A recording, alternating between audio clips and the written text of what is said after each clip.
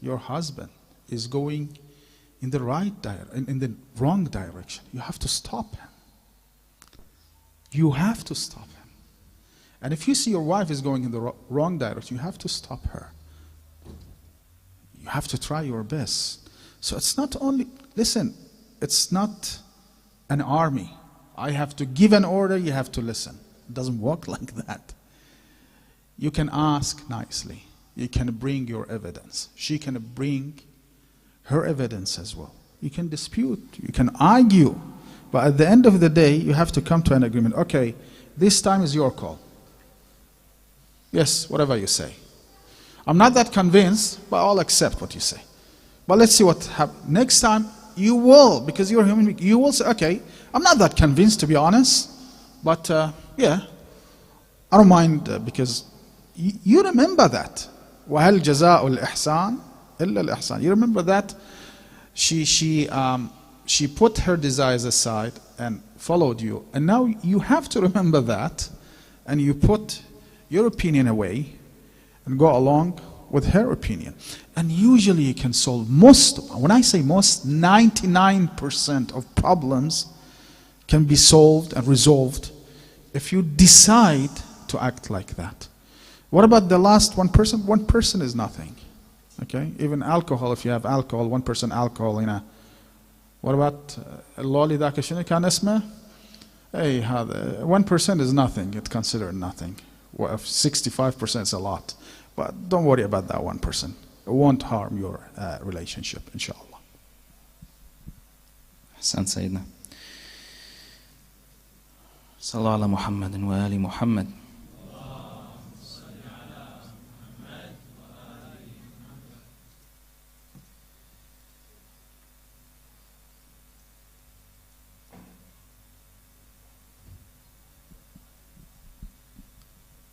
Bit of a different question. I guess we didn't really consider this possibility. We've been talking a lot about marriage and getting married. What if someone doesn't want to get married? Is there any issue with that? Will Allah punish him or her? What kind of advice can you give us on that? Good luck. You're going to face all of the problems while you're alone. And to be honest, this is the most wrong decision can someone take, whether he's male or female, in his or her life. Allah subhanahu wa ta'ala created you in a way that you need a couple. A man needs a woman needs a man. So if intentionally, so sometimes, majin nasib, as we say, nothing happens. They don't mind, but they go and get. They do dua, imtihan, because we are, at the end of the day, we are getting tested. But sometimes you get the chance and you actually kick the chance that Allah subhanahu wa ta'ala gave you that chance. This is wrong. This is wrong. And you will regret it sooner or later. Allah subhanahu wa ta'ala has created us in a way that we need emotions. I've seen people that they haven't got married yet, even some scholars. There was a scholar just passed away recently. He had too many books in Iran. He said, I didn't get married. I didn't get married because I was revolting against Shah in Iran, and Shah used to take me and put me in prison. And he was old. When he passed away, he said before that, but I regret it. I had to get married. He said, I didn't want to put anyone in the hardship that I'm experiencing. But then, when he got old, he said, I regret it now. So this is wrong. This is wrong. What do you want to do? To live alone? Who's going to take care of you when you get sick? How you want to get kids? Okay, I'll bring some orphans. It doesn't work like that. This is not the life that Allah subhanahu wa ta'ala wants us to live. So go with Allah, what Allah subhanahu wa ta'ala gave you and how He created you, and you will succeed, inshallah. Hassan said, no, I think one thing a lot of married people can attest to is the beauty of that companionship and that friendship, and it does make your life so much easier. You don't have to suffer your struggles alone, as you said. This is a person you love, you really appreciate, more than even your closest friends.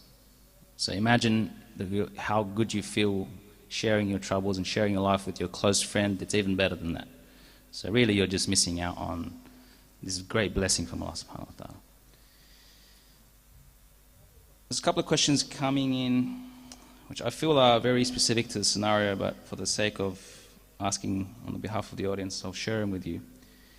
Questions on how to navigate cultural differences in marriage, or even religious differences. For example, if the husband is more religious than the wife, or the wife's more religious than the husband, is that an issue? Or if there's cultural differences in the family, families want to do things a certain way, I want to do things a certain way. How do we manage that? Are these problems? What's your advice? Maybe one thing at a time. Let's start with the cultural differences. Cultural differences are not real differences. It's only cultural. So if you live in the West, your kids won't won't hold your culture. It's different culture. They might be very religious, even more religious than you, but the culture is different. They might go for a camel burger, which you don't like, for instance, okay? And as an example, you never say, oh, eating a camel meat? No, I can't imagine that. Well, our ancestors used to eat some other things that we don't like to eat. So cultural difference is not the emperor, but some, of course, either man or woman might be more religious. Okay, let's start with the lady. She wants to pray Salat al-Layl while the man is snoring. So what? Does he pray Salat al-Subh? It's enough. He doesn't have to pray Salat al-Layl. Go and pray Salat al-Layl and pray for him, for that poor guy that's laying down there and snoring, okay? And if the man wants to pray Salat al-Layl, because the lady is pregnant, breastfeeding, she can't wake up for Salat al-Layl, so what? What's going to happen? What's going to happen? Nothing. So she wants to go to the mosque every day, but he wants to go to mosque every week. So what? It's simple. So this, it's not differences. It's, yes, being more religious, or probably that person is religious as well, but he cannot. He doesn't have the time, okay, to experience all of the actions that you are doing. What's wrong with that? No problem with that. No problem. I don't see any problem with that. As long as they are on the road. Yes, the man likes to gamble. What do you mean? Of course she has to stop him. Okay? So sometimes it's not religious differences, rather it's committing sins. And that's different. And it's the duty of the mom, the wife, to stop him. Or if she sees him going with bad people, drug addicted people, for instance, drug dealers, he might say, it's not your business. No, it is her business. Or if he really believes that she's going out with wrong ladies, she can, and she has. Sorry, he can. He has. He must stop her. It's their life. They have to take care of each other's. This is the meaning, the true meaning of a spouse and relationship, isn't it? Thank you, Sayyidina Sallallahu ala Muhammadin wa ali Muhammad.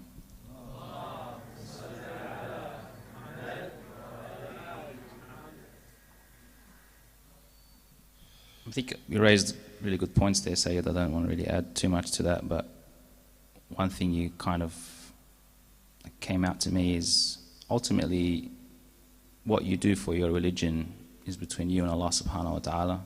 If you can share that with your wife and your husband, great. If they're not at that level, what's the problem?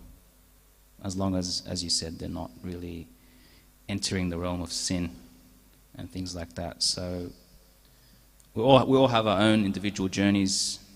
Focus on yours. Try and bring others with you. But if they don't come with you, that's fine.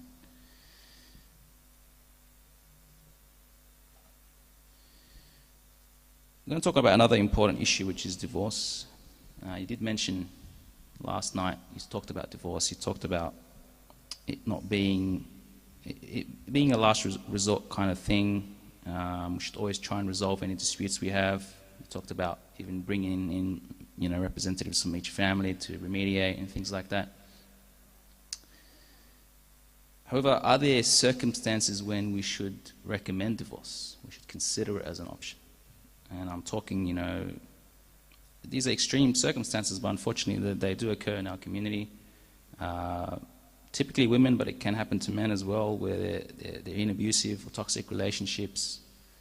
And because our kind of community looks down on divorce, they don't feel like divorce is an option for them, so they just feel like they're stuck in these very abusive, physically abusive relationships, or other conflicts. There might be other issues with the husband or with the family, and so they suffer for a very long time. It affects the children. In these sort of circumstances, is divorce an option for them? Should we be considering divorce? Should we be encouraging, in some circumstances, for them to think about divorce as an option? Should you do an operation? No, unless you have to. Divorce is like an operation. If you have a tumor in your body, you can't get rid of that tumor. You need an operation. An operation, what does operation mean? Using knives and blades, cutting down your stomach and etc. May God forbid. So divorce is something like that, severe situation, and we have some severe situations.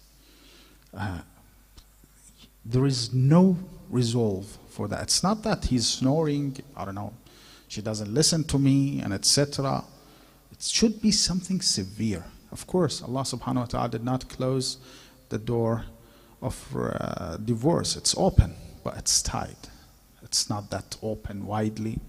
So we have to be very careful in making that decision. If, for instance, if you think that your wife is humiliating you, not respecting you enough, so what? You can tolerate that for the sake of the family, for the sake of the kids. She's doing wrong. What she's doing is wrong, but you can tolerate. Or the other side, he is not admiring you. This is wrong, totally wrong. But you can tolerate that for the sake of the family, for the sake of the kids. But no, if the problem is something real. He's drug addicted, for instance. Or I don't know, he doesn't really want to be a religious. He eats whatever he sees. He does whatever he wants, he gambles. I don't know, he's not really taking the responsibilities, and I can't take that more. That's some severe situations, yes. But even in severe situation, you don't have to be the only person who decide. Go to those who really do care about you and seek their opinion as well. So they might try to reconciliate, or they might try to help you, and sometimes they might say, yes, you're right. It's time for each one of you to see his direction and her direction, his way and her way. So yes, as they say, آخر الدواء الكي, but not the things that happen in this city. Divorces that you hear and listen, they are not severe. Too many, most of them are not that severe. So we have to be careful with that. It's very sensitive. At the end of the day, it's not like that. Even a man, if he gets divorced, it's going to be a scarf on his body, on his soul. The lady as well. And people will look at them as divorced. But at the end of the day, if they have to do it, even, who cares about what people say? We have to make the right decision and do what is appropriate, no matter how people think about us. Sayyidina, inshallah, no one is going through those kind of severe circumstances, or they're seeking help and resolving them, but absolutely, if people are suffering intolerable relationships, seek advice, do whatever you can, but if nothing's working, divorce is an option. We don't have to worry about what people think about us, as you're saying. Don't have to worry about backlash from the community. This is your life. You've only got one life. It's going to affect not just you, it's affecting your children. Make whatever decision you have to make. All right, we've spoken a lot about marriage, and there's a lot of questions. I apologize if we probably can't get through all of them tonight. Let's move on to the topic of children. What is the responsibility of parents in making sure to prepare for raising children and make sure their children are given the best opportunities, the best education? And I'm not talking about just worldly education here, I'm talking about religious, spiritual education. What should parents be doing to prepare for children? The commander of the faithful, Ali ibn Abi Talib, has a saying. He says that the Prophet used to teach me every day a single akhlaq. كان يرفع لي في كل يوم علما, a flag of akhlaq. So you can't teach them every day, everything in one day. No, rather you have to take it step by step, in accordance to their understanding. Bring them to mosque, bring them to Husayniyat centers, and etc. So what I'm trying to say is, teachings start from the beginning, when the kid just get born. You know, the adhan and iqama in the right ear and in the left ear. And then after that, of course, when ladies go to Husayniyat and listen to Ziyarat Ashura while they are breastfeeding the kids, that's a lot. And then after that, by the time when they teach them, when they see their parents, few things are very important. We should be a good role model for our kids. I can't lie and then I tell my kids don't lie. Have you seen that? I don't know, it's a joke or real. But kids are very pure. Sometimes somebody calls you, give the phone to the kid, tell them he's not here. My daddy tells me to tell you that I'm not here. Listen, they are pure. They cannot understand that. Don't teach them how to lie. Be a good role model to them and try to bring them to centers. And of course, try to take them to, Islamic schools, Saturday Islamic school or Sunday Islamic school, etc. It's hard to raise kids, not only in the West, even in the East. It's very hard to raise religious kids these days. However, we have to try our best to pass on the religion that our ancestors gave us, and we have to struggle and strive in this way, inshallah ta'ala. So it's hard, but it's doable. Thank you, Sayyidina. You mentioned the importance of educating them religiously, teaching them on a regular basis. Obviously that means we have to be knowledgeable ourselves. And look, your answer might be similar to this question, but I guess this is a little bit coming from a different angle. In this day and age, there are more challenges with children when they go to school. They're outside of our control. Schools are teaching them all kinds of things. They're having these friendships with their friends at school as well. We know that kids tend to be influenced by their friends quite a lot as well,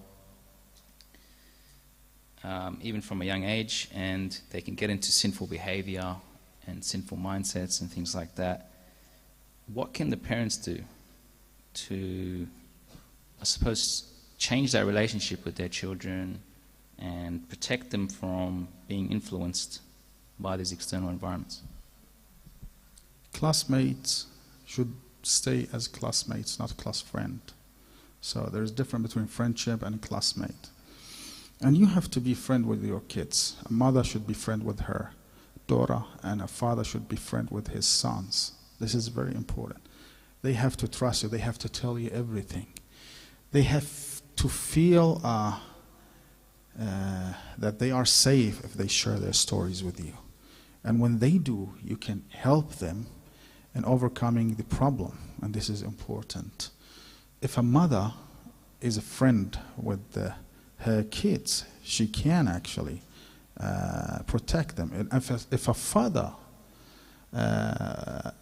build a strong bond with his sons, he can, to be honest, protect him in the future. So let us create and make our houses a safe place that our kids feel that they are safe in the house, so they can tell us what's going on in their school, and we can then help them. Of course, other than bringing them to mosque, being good role model, sometimes you have to go, you have to ask, sometimes if they don't talk, let them talk, allow them to talk so you can understand what's going on.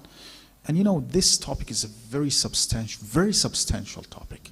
Raising pious and good people in the West, it's very substantial, very hard, and probably we need a series of Q&A, 30 series of Q&A, talking and discussing only this issue and this topic, because it is very sensitive and important topic. Thank you, Sayyidina. That's a really important point about that relationship with our children. And I think one of the reasons they tend to be influenced by the external environment is because they feel like they can relate to those people more, they can connect with those people more. So we need to stop being the type of parents that just command our children and boss them and tell them do this and do that, and try and be more of the parents that are friends with their kids, so that, as you said, they can trust us, they can confide in us, and when we do give them advice, they take it seriously, and they give it more importance than the advice they're getting outside of the house. We're almost out of time.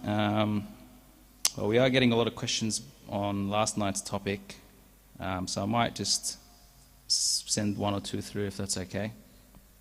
One is about, again, that process of getting to know a person. And there seems to be a lot of confusion about how do I go about that, how long do I talk to a person, whether it's male or female, before I know that we're compatible. Do I need to ask the parents for permission before I talk to them first, or can I talk to them first and get to know them?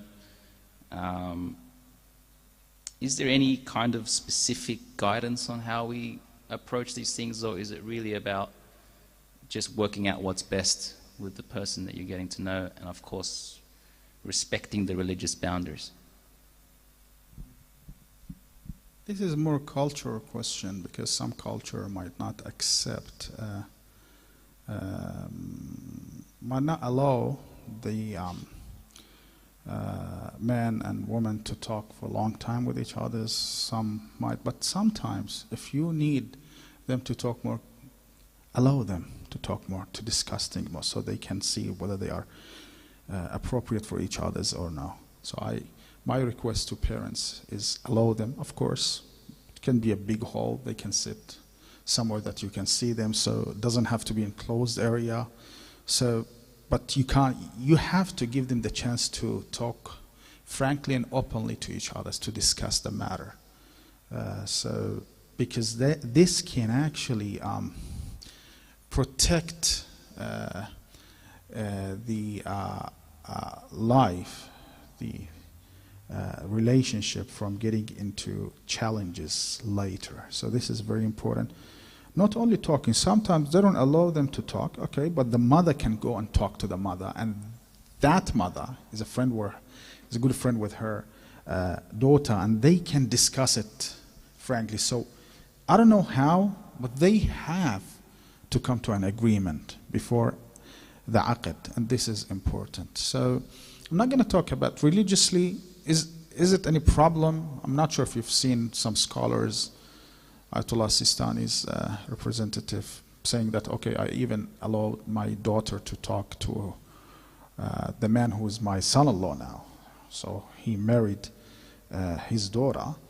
I allowed them to talk for a couple of times, or three sittings. So, but culture-wise, if you see it problematic, you have to solve it somehow. Okay, you have to pass the message. You have to be sure that they can understand each other. This is very important. So I'm not trying to say, I'm not here to change any culture, brothers and sisters.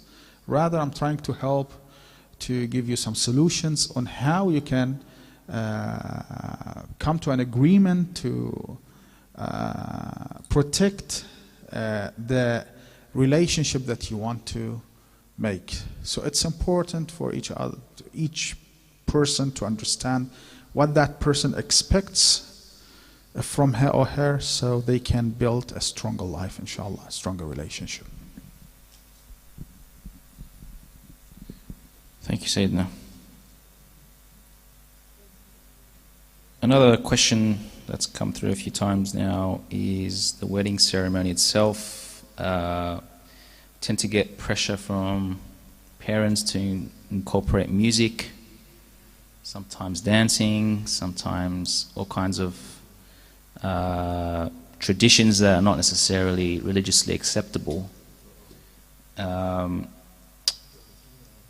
One, how do we deal with this? And two, does it really matter in the end if we allow it?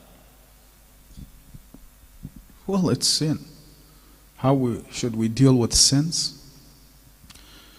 We have to avoid them. As simple and as easy as that. And I've seen even some religious people say, yeah, the groom says, no, I need some live DJ. Religious, not from here. Why? Because otherwise it's going to be boring. Seriously? Boring? What do you mean boring? That doesn't work with religion. This is religion. Yes, here I can say that you have to solve this problem.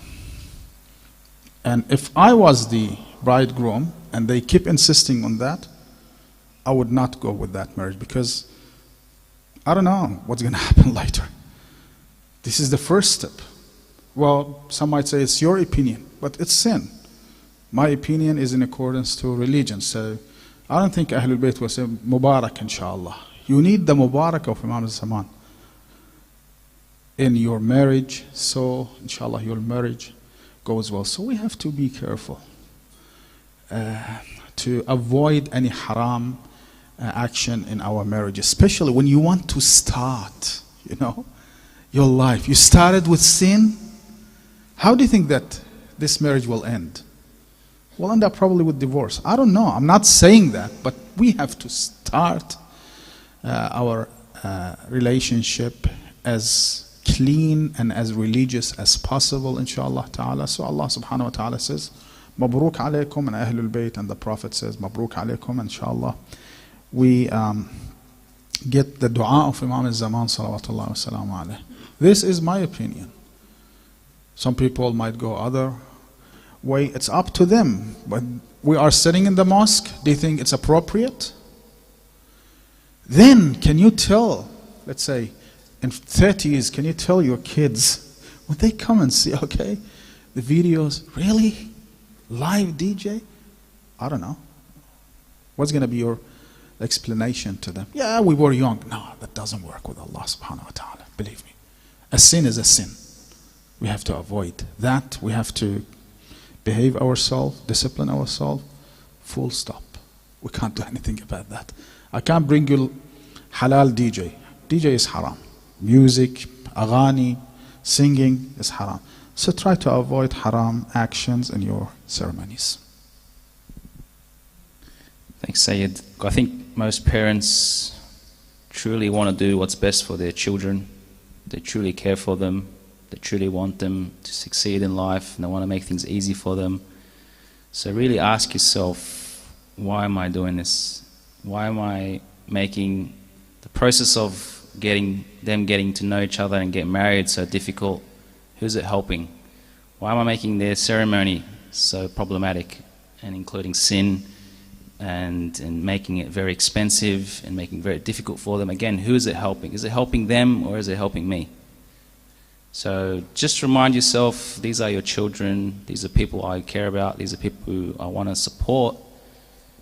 I should focus on what they want and not what I want.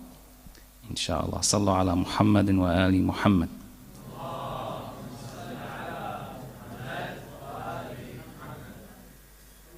Alhamdulillah, we've done a whole hour of questioning. Thank you so much, Sayyidina, for your patience and your guidance throughout all of these Q&A sessions. Please recite a salawat for the Sayyid as well.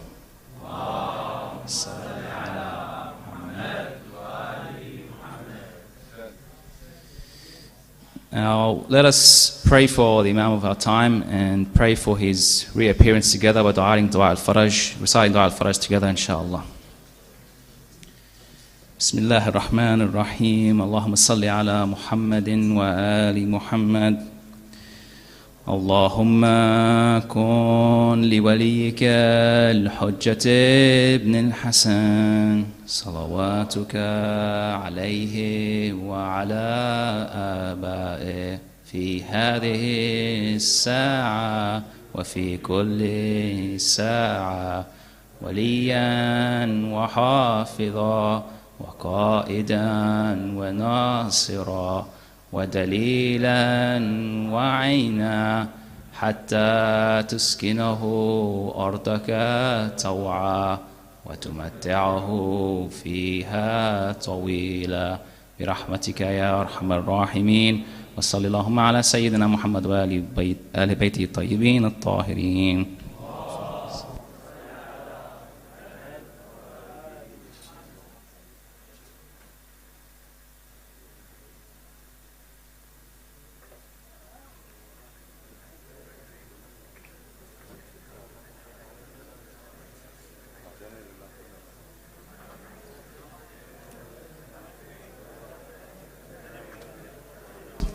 Assalamu alaikum jami'an. As we have mentioned previously, a couple of occasions, inshallah, barakah programs as well as One Light Association with the assistance of the masajid for their generous time and space. We will be continuing and arranging for further programs beyond the month of Ramadan. So inshallah there will be some programs on a weekly and a fortnightly basis trying to facilitate as many beneficial social and religious programs for the youth. These will include lectures, workshops, general recreational activities, sporting activities of all kinds. And in order to sustain that, we require your financial support as well as your social support. So word of mouth is very necessary to reach out as many youth as possible, inform them of these programs. On the slides on the TV screens we can see the details to complete that EFT transaction, and we also have Brother Yasir Ali walking around with a square device that you are able to pay automatically at with the amount that you desire. So please do donate generously. Inshallah that will be of many rewards for you in this world and the next بإذن الله تعالى. إن شاء الله لتوفيق في الاستمرار في تنظيم هاي البرامج للشباب والشابات نحتاج إلى الدعم المادي من جميع الجالية في طريقة مستمرة لكي يكون البرامج متوفقة إن شاء الله بإذن الله تعالى. فراح إن شاء الله ننظم برامج أسبوعيا من نال شهر محرم، وشهر محرم راح يكون برامج كل ليلة إن شاء الله. فنحتاج إلى الدعم المادي، والأخ ياسر راح يمشي بالديفايس تستطيعون تتبرعون بها online إن شاء الله. So please do donate generously إن شاء الله بإذن الله تعالى. وصلى الله على محمد وآله الطاهرين.